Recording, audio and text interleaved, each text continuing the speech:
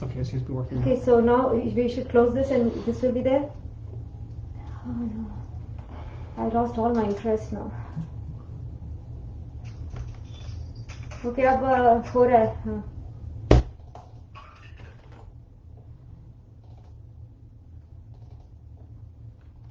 Why is it not? Everything is fixed with that? Maybe it's not fixed. It's not connected. Oh.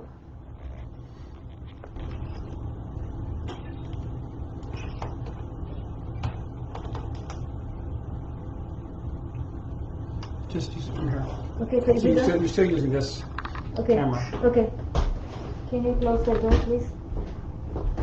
Hello Arpan ji, क्या ना आप मुझे देख पा रहे हैं क्या? हेलो अर्पण जी.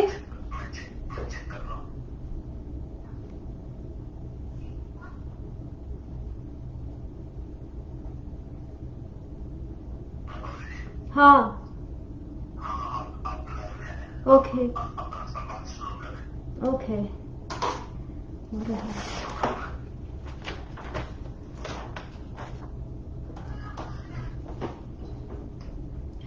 सभी दर्शकों को मेरा नमस्कार. मेरा नाम गौरी रिचर्ड्स है और मैं स्वर्गीय श्री रघुवीर सहाय की तीसरी लड़की हूँ. काफ़ी अरसे से मैं यहाँ कैलिफोर्निया में बसी हुई हूँ और मैं अपने पति मार्क रिचर्ड्स और अपने लड़के नेविन के साथ यहाँ रहती हूँ. सबसे पहले तो मैं अर्पण जी का बहुत बहुत आभार प्रकट करना चाहूँगी जिन्होंने मुझे इतना अच्छा सुनहरा अवसर दिया है अपने पापा के बारे में कुछ बातें साझा करने के लिए. और आज तो उनकी पुण्यतिथि है, इसलिए ये मेरा सौभाग्य है कि मैं अपने वक्तव्य के द्वारा उनको श्रद्धांजलि भी अर्पित कर सकती हूँ. तो इस करीब 1 घंटा या हमने कुछ समय गवा भी दिया है, उस दौरान मैं कुछ अपने पापा से जुड़े संस्मरणों को आपके साथ साझा करूंगी.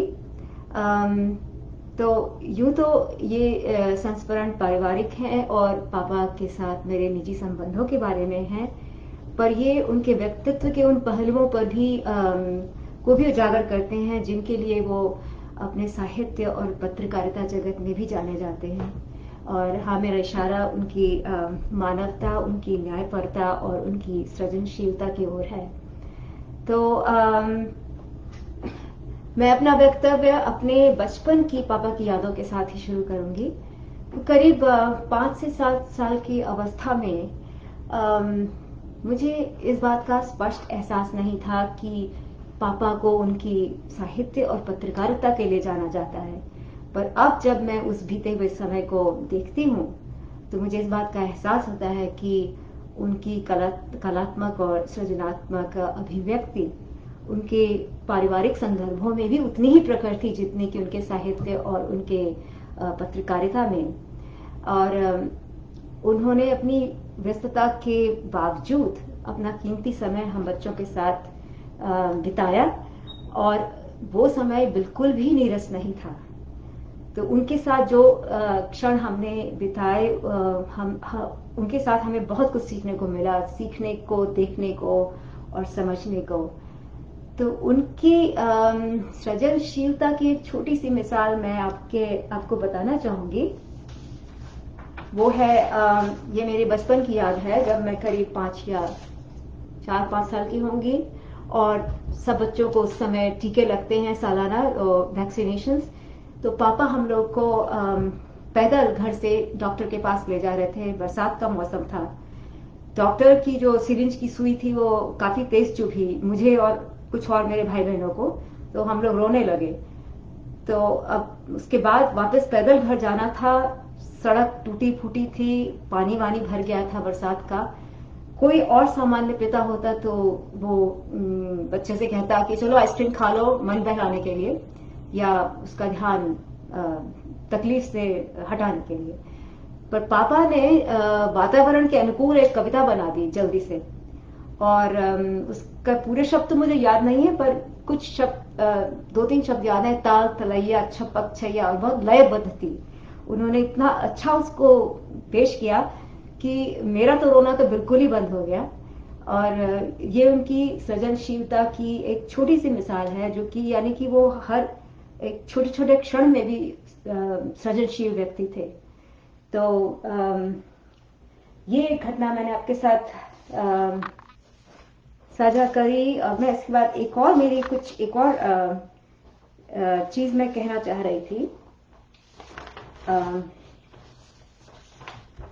वो ये कि बोलचाल की जो भाषा, हिंदी भाषी परिवारों में तो हिंदी ही बोली जाती है, पर हमारे यहाँ पापा की जो बोलचाल की हिंदी थी वह भी इतनी स्पष्ट और परिष्कृत थी कि हम लोग बस सुनते सुनते ही इतने सारे नए शब्द सीख जाते थे।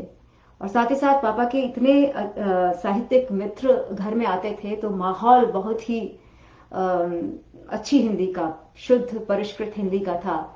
तो बस ये समझिए कि हर समय हमें एक बहुत ही अच्छी हिंदी सुनने को मिलती थी। और साथ साथ पापा हम लोग के लिए बहुत सारी बाल पुस्तकें लाते थे। मुझे याद है रूसी प्रकाशन की कई बच्चों की किताबें वो लाए घर में, हम सब ने पढ़ी भी। तो ये सब बस चलता रहता था। और अच्छी हिंदी बोलने का एक और मैं बहुत अच्छा किस्सा बताना चाहूंगी कि उनकी जो किसी घटना को वर्णन करने का तरीका था और किसी बात को समझाने का ढंग था, वो अपने आप में अनोखा था। तो 1970 के दशक में वो कई बार यूरोपीय यात्राओं पे गए, और जब वो लौट कर आते थे तो अक्सर परिवार के साथ बैठकर वहां के किस्से सुनाते थे। और मुझे अभी भी याद है कि वो इतना अच्छा खूबसूरत वर्णन करते थे कि सड़कों के किनारे सुंदर दुकानें, सड़कों से सटी हुई रेस्टोरेंट्स और लोगों की चहल पहल, माहौल, मेले इत्यादि सब चीजों का वर्णन इतना खूबसूरत था कि सब कुछ जीवंत हो उठता था। और कभी कभी वो फिर यूरोप जाने के योजना भी बनाते थे परिवार के साथ। तो वो तो खैर कभी भी नहीं हुआ, पर उनकी हिंदी के बारे में, मैं घर में बोलचाल की हिंदी के बारे में मैं ये कहना चाह रही थी। साथ में हिंदी बोलने के साथ साथ वे बहुत अच्छे संस्कार भी डालना चाहते थे बच्चों के। और उसके संदर्भ में मैं दो बातें कहूंगी। एक ये कि उन्होंने, हम सब लोग छोटे थे और हम लोग को ये समझाया कि खाना खाने के पहले, रात का खाना खाने के पहले प्रार्थना करना बहुत अच्छी बात है। और हाथ जोड़कर उन्होंने हमारे साथ बैठकर हमें रघुपति राघव राजा राम गाना सिखाया। तो हम सब चारों काफी समय तक या कुछ महीनों तक तो उसे गाते थे। फिर उसके बाद कुछ हमारे बच्चों के आपसी छोटे मोटे झगड़ों में वो सिलसिला भी खत्म हो गया। और दूसरा संस्कार डालने के बारे में एक मजेदार किस्सा है, वो भी मैं आपके साथ साझा करूंगी।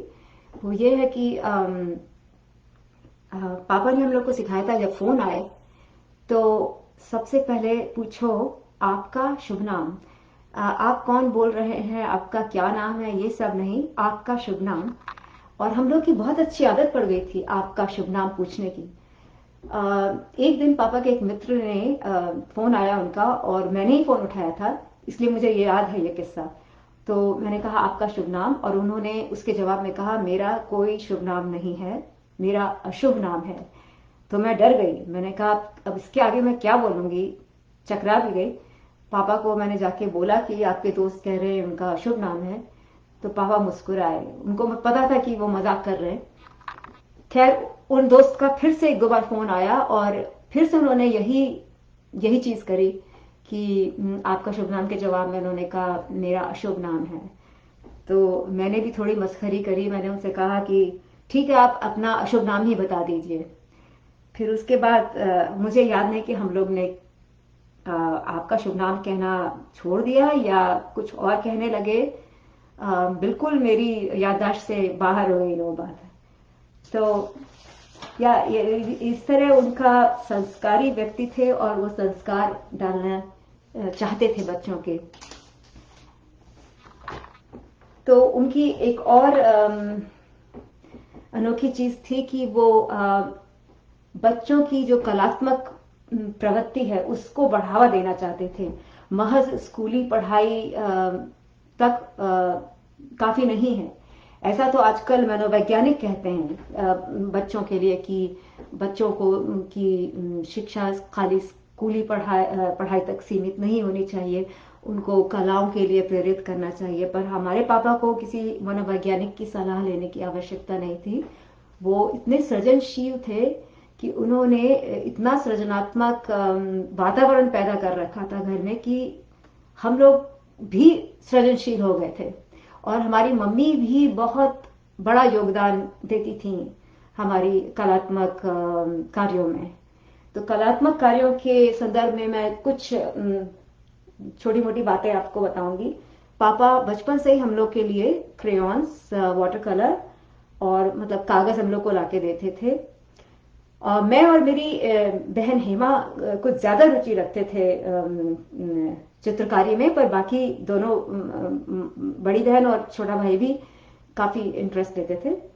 तो बस पापा हम लोग के को ये सब देख के बड़े कौतूहल से देखते थे कि क्या बना रहे हैं। और बनाने के बाद जब हम उन्हें दिखाते थे तो प्रश्न भी पूछते थे, बहुत ध्यान से जांचते थे, और अगर कुछ बहुत अच्छा लगता था तो सहेज के रख लेते थे। तो मुझे उससे याद आया कि हम लोग कनॉट प्लेस बहुत जाते थे सैर सपाटे के लिए, खाने पीने के लिए शनिवार इतवार को। और मैं कनॉट प्लेस से बहुत प्रभावित थी। पापा की कार में बैठ के हम लोग जाते थे। तो वो रौनक जो वहां की थी उसको मैंने कैद कर लिया था, एक चित्र में अपना बनाया था वाटर कलर से। वो मुझको खुद भी बहुत अच्छा लगता था। और पापा तो उसको देख के मंत्रमुग्ध हो गए थे। पापा ने उसको फ्रेम करा दिया और ड्राइंग रूम में टांग भी दिया। और वो अभी तक 2 साल पहले तक हमारे ड्राइंग रूम में दिल्ली में टंगा हुआ था। मैं उसको वापस कैलिफोर्निया ले आई क्योंकि उसके रंग काफी फीके पड़ रहे थे। तो इस तरह पापा बहुत की पैनी नजर थी, देखते थे कि बच्चे क्या क्या बना रहे हैं। चित्रकारी के संदर्भ में ये मैं सब बता रही हूँ। साप्ताहिक दिनमान में भी उन्होंने मुझसे कहा कि एक युद्ध का दृश्य बनाओ बेटा। तो वो उसको मुख्य पृष्ठ पे छापा। कोई शायद बांग्लादेश की जो लड़ाई हुई थी उसके बारे में था या मुझे याद नहीं, पर वो युद्ध का दृश्य था। मैंने बनाया था उसमें कि तलवार से लोग लड़ रहे हैं।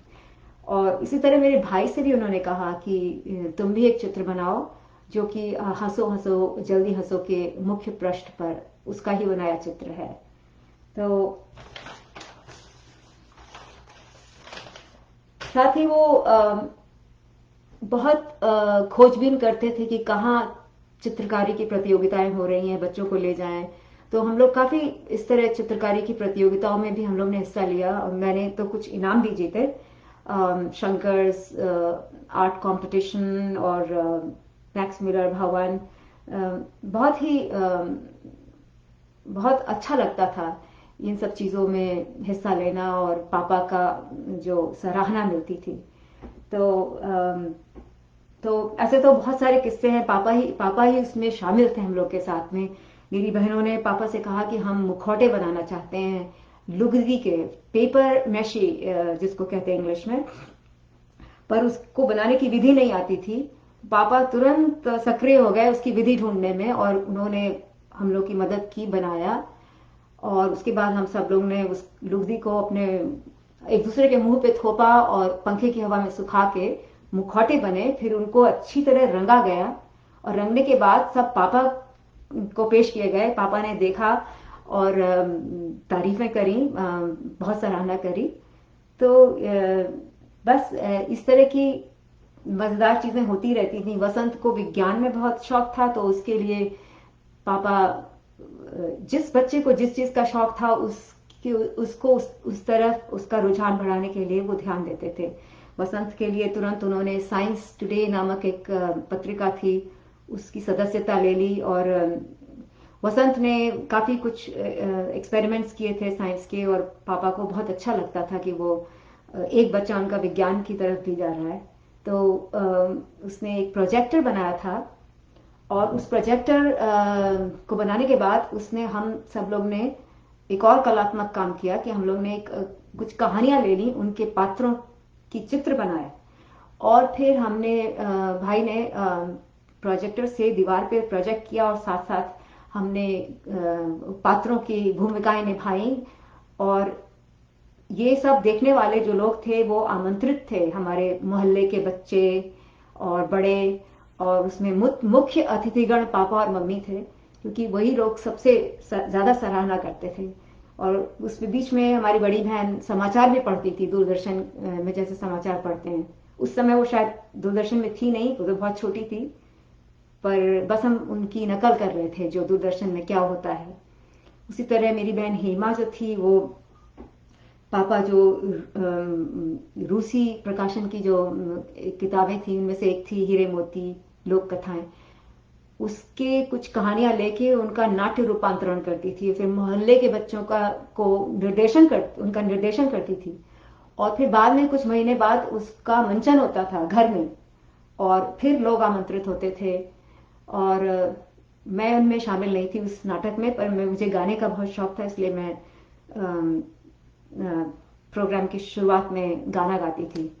तो पापा और मम्मी दोनों बहुत इन्वॉल्व रहते थे इन सब चीज़ों में, बहुत ही ज़्यादा ध्यान देते थे। तो ये पापा की हम लोग की जो कलात्मक रुचियां थी उसके बारे में मैंने कुछ बताया। सारी पारिवारिक ही चीज़ों के बारे में अभी थोड़ा बहुत बात करूंगी, बाद में कुछ और भी बात कर सकते हैं। तो बच्चों का मनोरंजन भी एक बहुत महत्वपूर्ण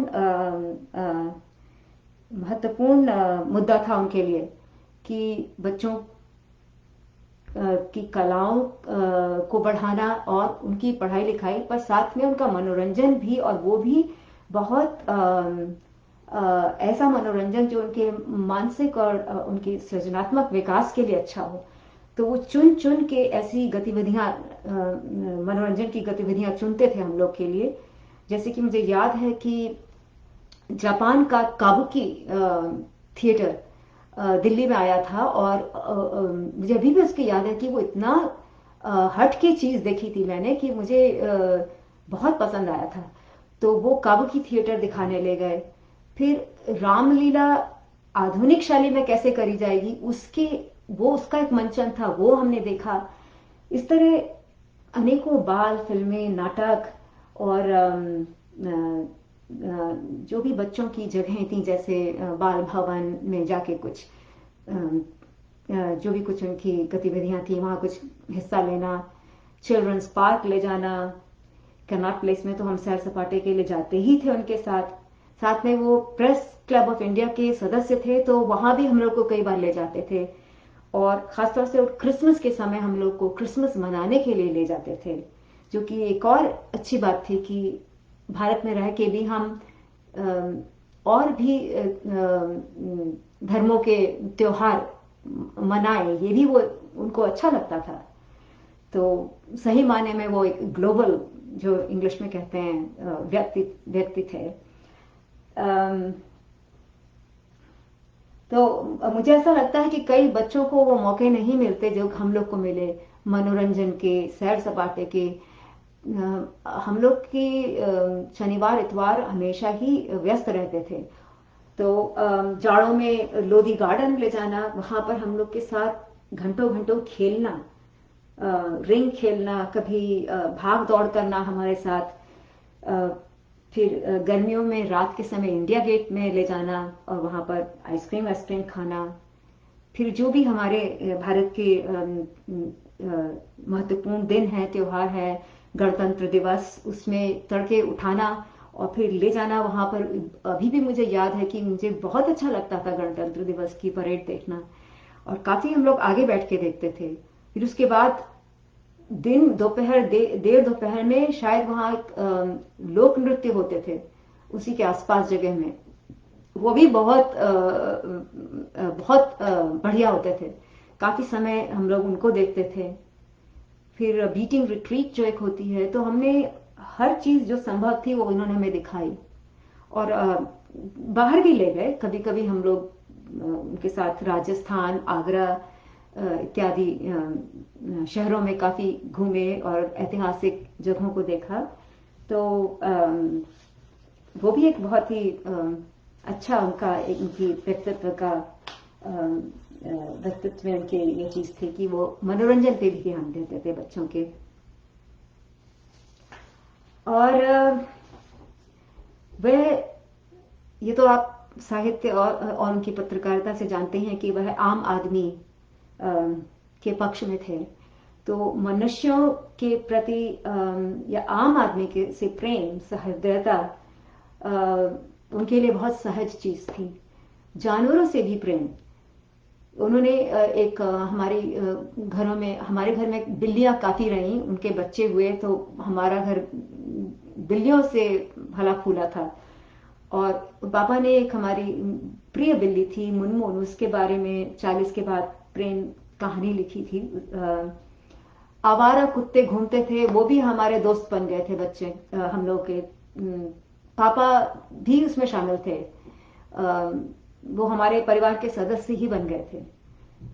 इसी तरह जहाँ आम आदमी की बात आती है, मुझे याद है और मैंने मम्मी से भी अपने कभी कभी पूछा, उसके विस्तार से उन्होंने मुझे बताया कि कभी कभी पापा को दिनमान के जब वो संपादक थे, किसी ने संपर्क किया कि उनके एक बच्चे को कुछ एक बहुत ही विचित्र बीमारी थी जिसका पता नहीं लग रहा था, और वो इतने संपन्न परिवार से भी नहीं थे। तो पापा ने उनको आमंत्रित किया, आओ, और पापा ने अपने संपर्क से ऑल इंडिया मेडिकल इंस्टीट्यूट में उस बच्चे का इलाज करवाया।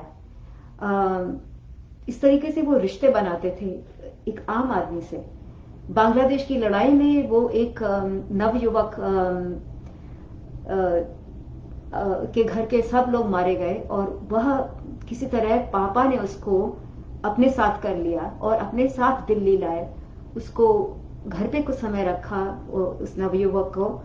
और पापा बहुत अच्छी बंगला बोलते थे, तो ये भी बात थी कि वो आपस में बहुत बंगाली बोलते थे दोनों, और उसको कहीं नौकरी भी दिलाई। तो इस तरीके से पापा एक संपूर्ण व्यक्ति थे। वो खाली साहित्य और पत्रकारिता तो उनकी बहुत ही मतलब महान चीज है, पर उनके अपना जो एक उनका अपना जीवन, जो पारिवारिक जीवन और या समाज में जिस तरीके से वह रहते थे, वह भी बहुत एक अनोखा उसका ढंग था। अब मैं आपसे कुछ और बातें साझा करूंगी जो कि मेरे लिए बहुत ही मायने रखती हैं। वो है पापा का संगीत से प्रेम, क्योंकि संगीत से मेरा भी बहुत प्रेम है, तो इसके बारे में मैं थोड़ा विस्तार में बताऊंगी आपको। हमारी मम्मी जो थी, वो उन्होंने बचपन में शास्त्रीय संगीत सीखा था। पापा जो थे, अपने बचपन में अपनी चचेरी बहनों के साथ बैठ के बहनों का शास्त्रीय संगीत सुनते थे और बहुत प्रभावित होते थे। मैं ऐसा सुनने में आया कि वो कहते थे कि मैं गायक बनना चाहता हूँ, पर जहां तक मैं जानती हूँ कि गायक वो बहुत अच्छे बन सकते थे, उनकी आवाज बहुत उम्दा थी और उनकी समझ बहुत अच्छी थी संगीत की, पर साहित्य के सामने शायद वो टिकती ना, क्योंकि साहित्य उनके लिए परम था। तो बचपन में पापा ने, जहां तक संस्कारों की बात मैंने पहले कही थी, उसी तरीके से उन्होंने मेरी 2 बहनों के लिए, क्योंकि मैं छोटी थी इसलिए मुझे नहीं इसमें रखा था, एक शिक्षिका रखी शास्त्रीय संगीत सिखाने के लिए, जो घर आती थी और बहनें सीखती थी, पर मैं बिना बैठे ही सब कुछ सीख गई, क्योंकि सुनती थी तो मैं सब कुछ जानती थी। तो वो सिलसिला ज्यादा देर नहीं चला, जहां वो अपनी कविताओं के और दूसरे कवियों की कविताओं की भी धुन बनाते थे। कई उन्होंने धुन बनाई हैं, कई कुछ राग रागनियों पे भी आधारित हैं। तो उनकी धुन बनाने की क्षमता की तो दाद देनी ही चाहिए। और निराला की उन्होंने एक कविता थी जिसकी बहुत सुंदर धुन बनाई थी। कभी कभी मुझे लगता है कि वो किसी बड़े संगीतकार ने बनाई होगी, और वह मैं आपको थोड़ा सा गा के बताना चाहूंगी। तो जरा 1 सेकेंड मुझे दें आप। मैं अपना इलेक्ट्रॉनिक तानपुरा चला लूं पहले।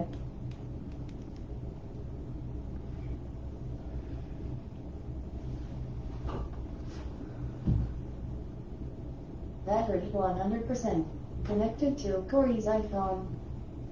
तो ये कविता का शीर्षक मुझे याद नहीं आ रहा, पर यह है, इसका है, भर देते हो बार बार तुम करुणा की किरणों से।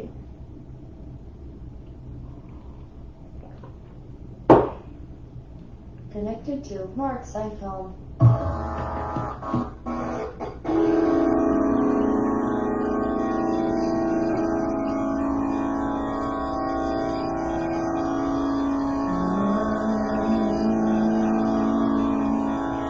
भर देते हो बार बार प्रिय करुणा की किरणों से। भर देते हो बार बार प्रिय करुणा की किरणों से। शुद्ध हृदय को पुलकित कर देते हो। भर देते हो बार बार प्रिय करुणा की किरणों से। शुद्ध हृदय को पुलकित कर देते हो। मेरे अंतर में आते हो देव, निरंतर कर जाते हो व्यथा भार लघु। बार बार कर गंज बढ़ाकर अंधकार में मेरा रोदन सिक्त धरा के अंचल को करता है क्षण क्षण। कुसुम कपोलों पर ये लोल शिशिर कण। तुम किरणों से अश्रु पोंछ लेते हो। नव प्रभात जीवन में भर देते हो।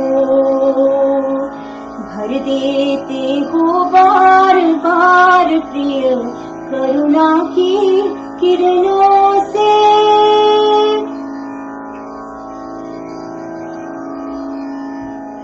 तो ये तो एक कविता मुझे बहुत अच्छी लगती थी। मेरी बड़ी बहन भी इसको बहुत अच्छा गाती थी। फिर पापा का 1980 के दशक में गे जी के जन्म दिवस पर पापा ने उन्हीं के अनुरोध पे पापा की कविताओं का पाठ किया था, और उसमें कई लोगों ने हिस्सा लिया था। मेरे परिवार के लोगों ने भी, मेरी बहनों ने और अन्य लोगों ने भी। और उसमें भी मैंने एक गाना गाया था जो कि अगे जी की कविता है, कार्तिक की रात। वो भी मैं आपको गा के सुनाऊंगी। उसका इस तरह, घनी रात के सपने।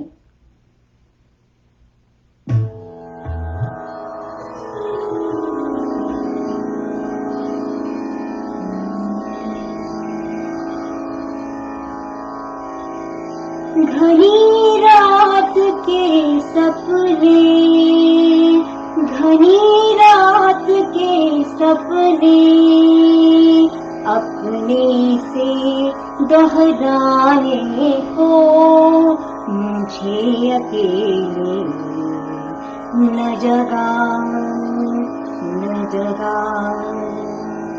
घनी रात के सपने अपने से दोहराने को मुझे अकेले न जगा, न जगा। कृतिकाओं की ओसल में चमकने को तकने, कृतिकाओं की ओसल में चमकने को तकने मुझे अकेले न जगा, न जगा।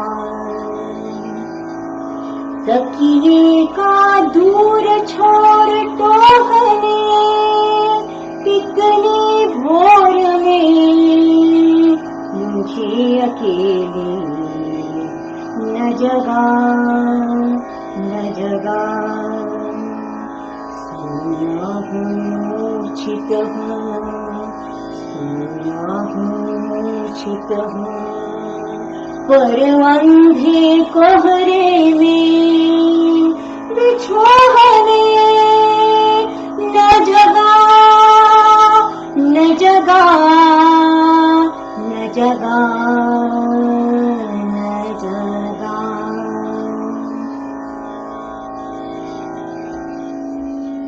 तो आशा आपको ठीक लगा होगा, पर ये गाना उन्होंने, और इसमें कुछ रागों की भी थोड़ी झलक है, तो क्योंकि वो शास्त्रीय संगीत सुनने का घर में उन्होंने माहौल बना रखा था, एल्बम्स लाते थे संगीत जगत की दिग्गजों की, हम घर बैठे इतना उनको सुने हैं, भीमसेन जोशी, पंडित भीमसेन जोशी, किशोरी अमोनकर, गंगूबाई हंगल, और फिर जो वादक थे, पन्नालाल घोष की बांसुरी, बिस्मिल्लाह खां की शहनाई, रविशंकर का सितार, ये सब हमारे घर में हम लोग ने इतना ज्यादा सुना है कि खासतौर से मुझे संगीत में बहुत रुचि थी, इसलिए मैंने संगीत की शिक्षा एक तरीके से उन एल्बम को सुन के भी ली है। एक और किस्सा याद आ रहा है, क्योंकि बाबा बंगला बहुत अच्छी बोलते थे, उन्होंने अपने बचपन में अपने बंगाली मोहल्ले में रहते थे, या किसी कारणवश वो बंगला बहुत अच्छी बोलते थे। तो एक बंगला कवि हैं जिनको विद्रोही कवि भी कहते हैं, काजी नजरुल इस्लाम, उनके बहुत प्रिय कवि, पापा के बहुत प्रिय थे वो संगीतकार भी थे, वो खाली विद्रोही कवि नहीं थे, संगीतकार भी थे, और जिन्होंने ब्रिटिश राज के विरुद्ध बहुत कुछ लिखा भी था। तो उनकी एक रचना थी, एक गाना था जो मुझे बहुत पसंद था, और एक बार मुझे टेलीविजन में गाने का मौका मिला, तो मैंने कहा पापा से कि पापा आप इसका एक हिंदी अनुवाद कर दीजिए। तो वो अनुवाद उन्होंने किया, पर मैं बिल्कुल भूल ही गई उसके शब्द, तो वो तो मैं आपको गा के बता ही नहीं सकती, पर वो बहुत सुंदर उन्होंने अनुवाद किया था। आंखों में आंसू छिपाऊं तो कैसे, उसकी पहली लाइन ही मुझे बस याद है, भोर भय कोयल, अब याद नहीं आ रहा ठीक से। तो जो एल्बम्स वो लाते थे वो सिर्फ हमारे भारत का ही संगीत नहीं था, उनको पाश्चात्य शास्त्रीय संगीत सुनने का भी बहुत शौक था। तो हम सुनते थे घर में सिम्फनीज, मोजार्ट की और चाइकोव्स्की की, बहुत अच्छा, बहुत ही बढ़िया संगीतमय माहौल था हमारे घर में। उनका एक किस्सा है जो कि शायद कई लोगों को ना पता हो, कि उन्होंने एक फिल्म में भी गाना लिखा है। कुमार शाहनी जो फिल्म निर्देशक थे समानांतर सिनेमा के, यानी नए सिनेमा के, उन्होंने एक फिल्म बनाई थी तरंग, और वैसे उनकी कई फिल्में पहले जो मशहूर हो चुकी थी, जैसे माया दर्पण, ख्याल गाथा, कस्बा। तो तरंग में एक गाना उनको चाहिए था, और वो उसका संदर्भ था कि एक स्त्री जो है, जो अपने पति का प्रेम नहीं प्राप्त कर पा रही है, और उस बात से वो बहुत दुखी है, शायद वो मरने का फैसला कर लेती है, और उस स्थिति के ऊपर उसको फिल्माया गया था। तो वह गीत पापा ने लिखा, और उसका संगीत निर्देशन भी एक बहुत ही अनोखे संगीत निर्देशक ने किया, जिनका नाम था वनराज भाटिया, जिन्होंने श्याम बेनेगल की कई फिल्मों में संगीत दिया है, और वह पाश्चात्य शास्त्रीय संगीत के बहुत अच्छे ज्ञाता भी हैं।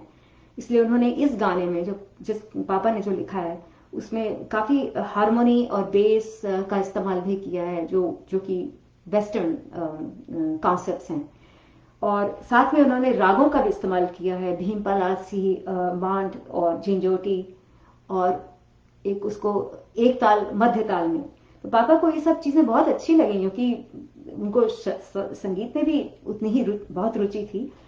साथ में एक सबसे बड़ी बात है कि लता मंगेशकर जी ने वो गाना गाया, और उनके बारे में कहा जाता है कि वो कहती हैं कि यह गाना उनके लिए एक बहुत बड़ी चुनौती था, क्योंकि उसका एक तो जो संगीत अरेंजमेंट था वो बहुत मुश्किल था, उसकी चाल बहुत टेढ़ी थी, और जो पापा के बोल थे, जो गीत था, वो उनका कहना था कि वो लयबद्ध कम था और मुक्त प्रवाह था उसमें। तो उन्होंने ऐसी चीजें बॉलीवुड में कभी पहले गाई नहीं थी, तो वह उसको बड़ी चुनौती मानती थी। साथ में वो उसको ये भी मानती थी कि ये उनके प्रिय गीतों में से सबसे एक बहुत अच्छा प्रिय गीत है उनका। तो ये गाना मैं गाने की कोशिश करूंगी, पर ये गाना बहुत मुश्किल है और पता नहीं मैं कितना अच्छा उसके साथ न्याय कर पाऊंगी। थोड़ा बहुत मैं नर्वस भी हूं इस गाने को गाने के लिए, पर मैं आपको सुनाना जरूर चाहूंगी।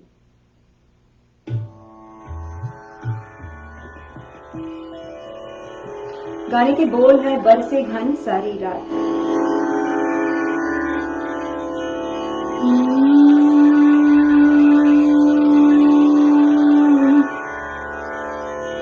बरसी घन सारी रात, सारी रात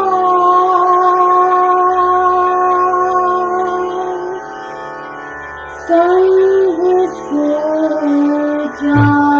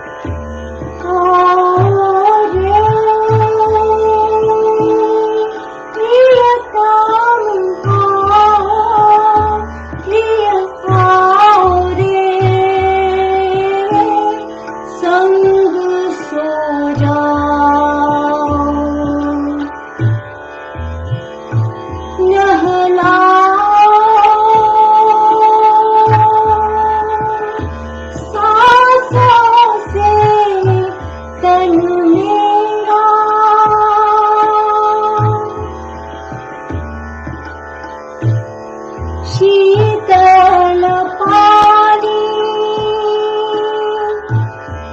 याद आए, सागर नदिया, सागर नदिया याद आए, शबनम धुला सवेरा, शबनम धुला होठों से, पवन बुझाओ बुझाओ प्रियतम आओ आओ रे, संग सो जाओ। तुम्हें आया उजियारा मेरे मन में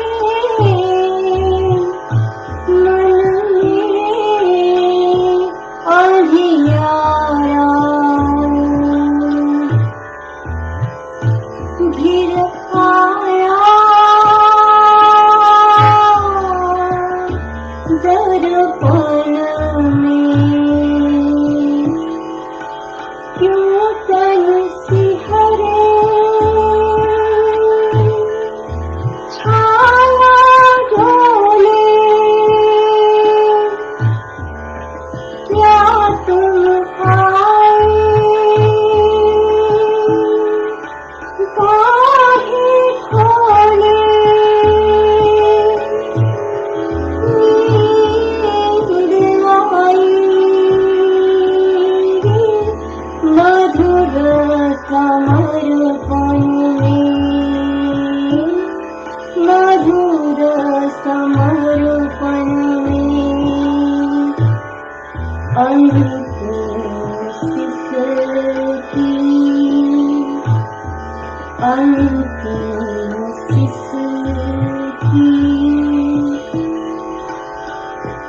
चुंबन से चुप कर जाओ प्रियतम आओ रे संग सो जाओ बरसे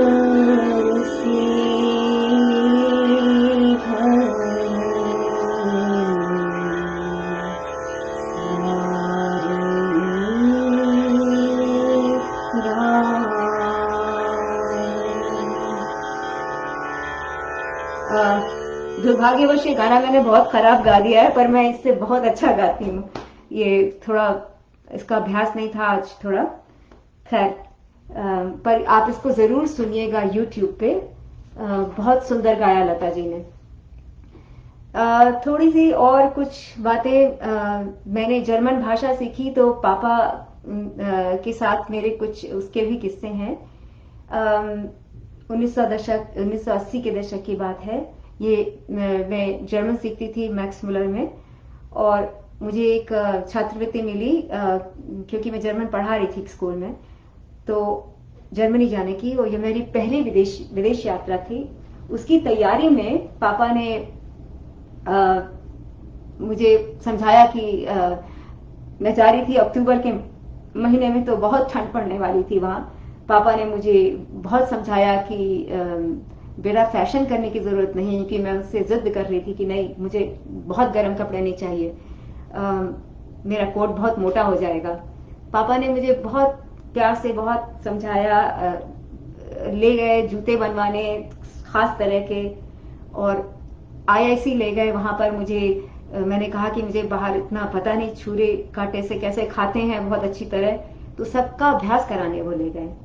और फिर जब मैं वहां पहुंची, मैंने कोर्स खत्म किया, फिर मैंने पापा से कहा था कि मैं कोलोन में जाके वहां कुछ डॉइचे वेले में कुछ काम करना चाहती हूँ, तो उसका भी उन्होंने जुगाड़ किया मेरे लिए, और वहां पर मैंने किया। कहने का मतलब यह है कि वो पूरी तरह से समर्पित हो जाते थे अपने बच्चों के काम करवाने में।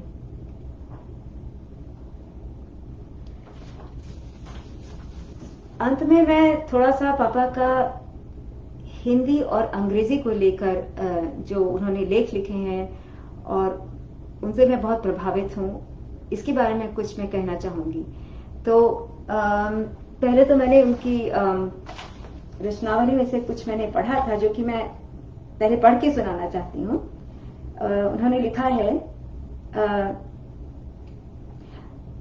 उनका एक लेख है, आजादी के बाद हिंदी, या वो कहना चाहते हैं कि आजादी के बाद अंग्रेजी ने जो हिंदी बनाई। तो भारत में तो हम इस बात से परिचित हैं कि किस तरीके से वहां टूटी फूटी और इंग्लिश कहते हैं जिसको भी, वह बोल के ही लोग खुश हैं और सोचते हैं कि अगर हम ज्यादा शुद्ध हिंदी बोलेंगे तो हम शायद बहुत सभ्य ना दिखें, या बहुत हम अलग किस्म के व्यक्ति दिखें। तो पापा ने लिखा है, आजादी के बाद हमारी अंग्रेजी में तो कोई सार्थक परिवर्तन नहीं हुआ, मगर अंग्रेजी का काम करने के लिए हमने एक जो हिंदी बनाई है उसमें बहुत परिवर्तन हो गया है। यह जोड़ता नहीं है, तोड़ता है। मगर जो लोग दावा करते हैं कि हमें अपनी आजादी बनाए रखने के लिए कुछ गुलामी स्वीकार करनी चाहिए, वे इसी तोड़ने वाली हिंदी की पूजा किए चले जा रहे हैं। और मैं इस बात को बिल्कुल सत्य मानती हूं कि अंग्रेजी तोड़ने के बजाय जोड़ने वाली भाषा नहीं बन सकती। ये तो हम देख ही रहे हैं भारत में। इसी संदर्भ में वो ये भी लिखते हैं, भाषा एक अजब ताकत है जो किसी समाज को तोड़ने, बांटने और गिराने के काम में लाए जाए तो भी वह सिर्फ इतना ही नहीं करती, सामाजिक यथार्थ को बदलकर बेहतर बनाने की समझ भी जगा जाती है। प्रश्न है कि क्या यह बदलाव अंग्रेजी में आ सकता है या नहीं आ सकता। इसका उत्तर मेरी समझ में जो अभी तक आया है वह यह कि हमारे सामाजिक यथार्थ में व्यक्ति की और समाज की समृद्धि के पक्ष में परिवर्तन होने पर भाषा से जो परिवर्तन आना चाहिए वह भी इसी समृद्धि के पक्ष में आना चाहिए, और यह सिर्फ उसी भाषा में हो सकता है जिसे हमारे समाज ने बनाया हो और बनाता जा रहा हो। हमारी हिंदी, हमारी ओडिया, हमारी पंजाबी आदि में यह परिवर्तन हो सकता है क्योंकि हमारे समाज की नदियों से उनकी सिंचाई होती है। हमारी अंग्रेजी में यह परिवर्तन नहीं आ सकता, उसकी जगह कोई नई अंग्रेजी नहीं ले सकती। तो इस बात से तो मैं पूरी तरह से सहमत हूं, पर क्योंकि मैं यहाँ रह रही हूं और मैं देखती हूँ कि यहाँ जो भारतीय प्रवासी रहते हैं वो कुछ हिंदी प्रांतों के हैं, कुछ अलग प्रांतों के हैं, पर भाषाओं को लेकर, अपनी भाषाओं को लेकर मुझे ऐसा लगता है उनके मन में कुछ वो हीन भावना से भी ग्रस्त दिखते हैं मुझे, हो सकता ना हो। तो यहाँ तो वो जो पापा ने लिखा है कि अंग्रेजी ने जो हिंदी बनाई है उसका सवाल ही नहीं उठता यहाँ पर यहाँ पर कुछ और ही माजरा है। यहाँ पर अंग्रेजी ही है भाषा जो प्रवासियों को जोड़ रही है। वो अपने बच्चों को अपनी भाषाएं नहीं सिखाते हैं, केवल अंग्रेजी बोलते हैं। तो क्योंकि मैं अपने पापा की विचारधारा से बहुत सहमत थी, इसलिए मैंने अपने लड़के को, क्योंकि मेरे पति अमेरिकन हैं, फिर भी मैंने अपने लड़के को जन्म से हिंदी में ही उससे बात की है। जैसे से बड़ा हुआ उसको हिंदी बोलना सिखाया है। काफी मैंने समय बिताया है जिससे मैं उसके साथ किस्से कहानियां साझा करूं, सब कुछ हिंदी में। इस प्रकार वो अब कुछ हद तक हिंदी धारा प्रवाह बोल लेता है। तो अभी मैं उसको भी आमंत्रित करने वाली हूँ क्योंकि वो भी एक पापा की एक कविता पढ़ने वाला है। तो मैं भी कुछ पापा की कविताएं पढ़ना चाहती हूँ, पर उसके पहले मैं पापा की जो विचारधारा थी उसके बारे में कुछ और भी कहना चाहूंगी कि यथास्थिति को वे यथार्थ नहीं मानते थे और उन्हीं के शब्दों में विचार वस्तु का कविता में खून की तरह दौड़ते रहना कविता को जीवन और शक्ति देता है, और यह तभी संभव है जब हमारी कविता की जड़ें यथार्थ में हों। वास्तविकता का अभिप्राय बहुधा अनुभूतियों को सजीव और साकार करना होता है। वास्तविकता का सबसे प्रकट रूप शायद वेदना ही है, पर एक तो वेदना उस समय तक संपूर्ण सत्य नहीं है जब तक कि वह शक्ति देने वाली और आंखें खोलने वाली न हो। तो इसी को रखते हुए नजर में मैं आपके सामने कुछ एक दो उनकी कविताएं पढ़ना चाहूंगी।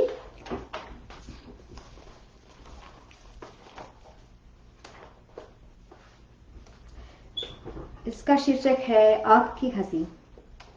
निर्धन जनता का शोषण है कहकर आप हंसे, लोकतंत्र का अंतिम क्षण है कहकर आप हंसे, सबके सब है भ्रष्टाचारी कहकर आप हंसे, चारों ओर बड़ी लाचारी कहकर आप हंसे, कितने आप सुरक्षित होंगे मैं सोचने लगा, सहसा मुझे अकेला पाकर फिर से आप हंसे।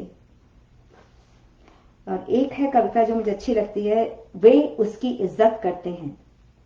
वो बैठा है सुखी आदमी, जब वह हंसता है तो मन ही मन हंसता है, बाहर से लगता है वह मुस्कुरा रहा है।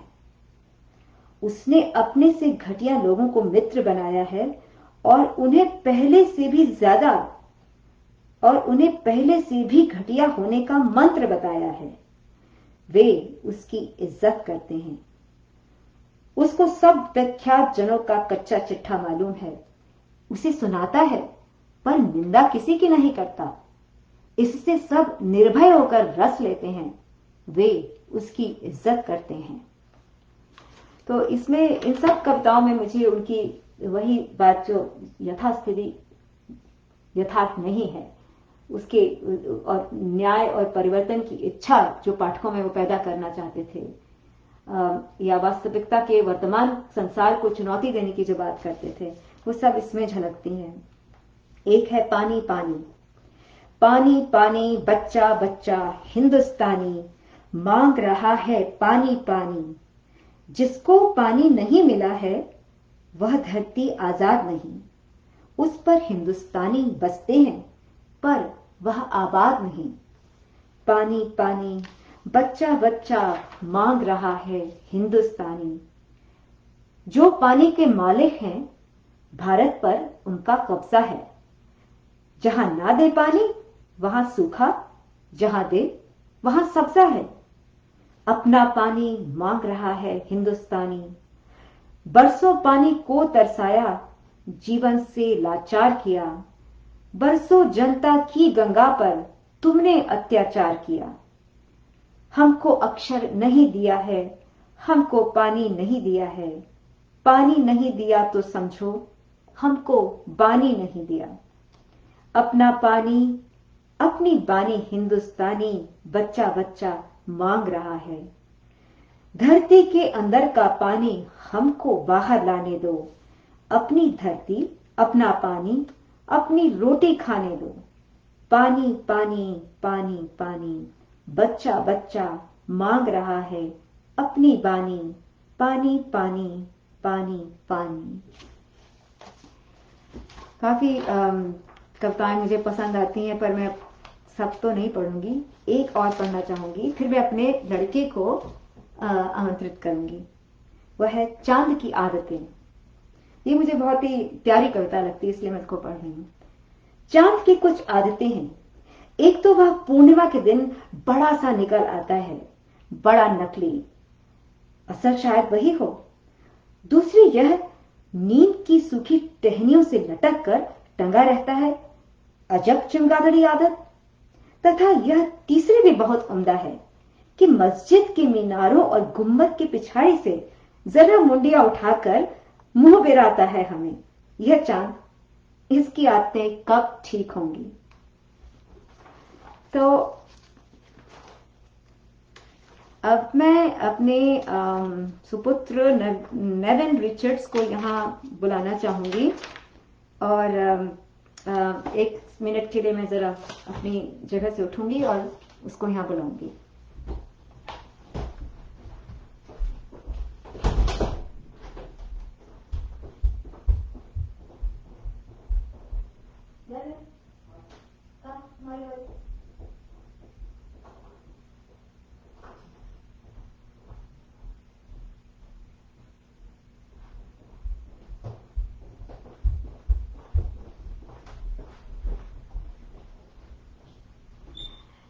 तो लेविन अभी आ रहा है और वह कॉलेज में यूसी बर्कली में छात्र है। कम लेविन आओ।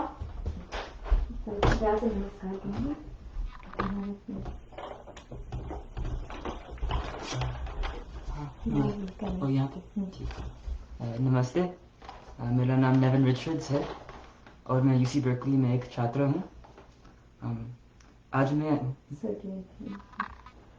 आज मैं आपके समक्ष अपने नाना स्वर्गीय श्री रघुवीर सहाय की कविता हंसो हंसो जल्दी हंसो पढ़ना चाहता हूँ। हंसो हंसो जल्दी हंसो, हंसो तुम पर निगाह रखी जा रही है। हंसो, अपने पर ना हंसना, क्योंकि उसकी कड़वाहट पकड़ ली जाएगी और तुम मारे जाओगे। ऐसे हंसो कि बहुत खुश में मालूम हो, वरना शक होगा कि ये शख्स शर्म में शामिल नहीं और मारे जाओगे। हंसते हंसते किसी को जानने मत दो किस पर हंसते हो, सबको मानने दो कि तुम सबकी तरह परास्त होकर एक अपनापे की हंसी हंसते हो, जैसे सब हंसते हैं बोलने के बजाय। जितनी देर ऊंचा गोल गुंबद गूंजता रहे उतनी देर तुम बोल सकते हो अपने से। गूंज थमते थमते फिर हंसना, क्योंकि तुम चुप मिले तो प्रतिवाद के जुर्म में फंसे। अंत में हंसे तो तुम पर सब हंसेंगे और तुम बच जाओगे। हंसो पर चुटकुलों से बचो, उनमें शब्द हैं। कहीं उनमें अर्थ न हो जो किसी ने 100 साल पहले दिए हों। बेहतर है कि जब कोई बात करो तब हंसो, ताकि किसी बात का कोई मतलब न रहे।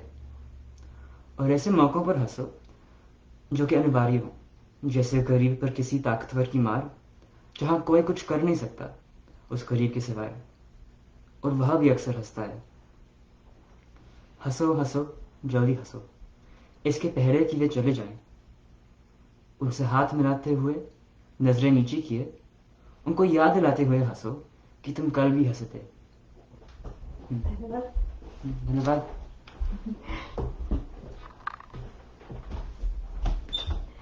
तो अब मेरा वक्तव्य यहीं पर समाप्त होता है। आशा है आप सबको अच्छा लगा होगा, और क्षमा कीजिए मेरा वो गाना मुझे बहुत खेद से कहना पड़ रहा है कि मैंने बहुत खराब गा दिया, पर आप उसको YouTube पे ज़रूर सुनिएगा। और या ओके, नमस्कार।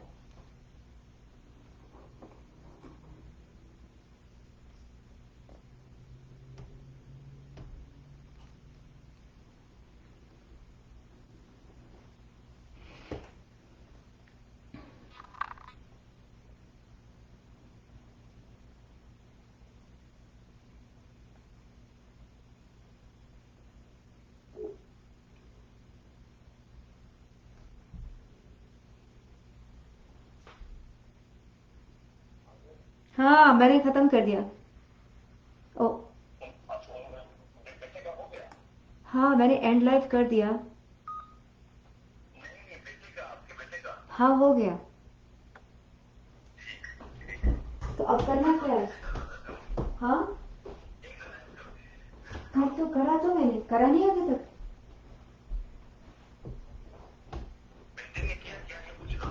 हाँ, उसने कर दिया। कर दिया।